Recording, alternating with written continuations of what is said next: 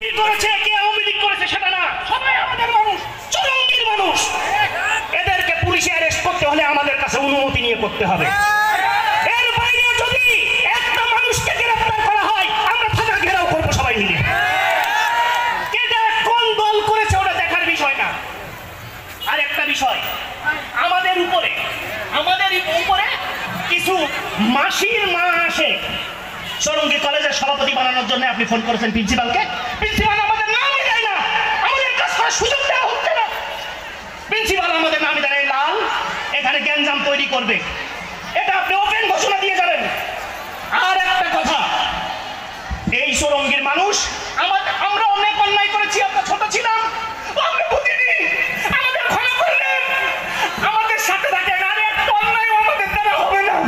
মেহেদী রুমির নেতৃত্বে এই চরঙ্গীকে শেখ সদরুদ্দিনের সবটা চরঙ্গী রূপান্তর করে দেবো ইনশাআল্লাহ। আমাদের সাথে থাকবেন। সবাইকে ধন্যবাদ জানিয়ে সৈয়দ মেহেদী আহমেদ রুমিকে নির্বাচিত করার আহ্বান জানিয়ে আমার বক্তব্য শেষ করছি। সৈয়দ মেহেদী আহমেদ রুমি জিন্দাবাদ, চৌরঙ্গীবাসী জিন্দাবাদ।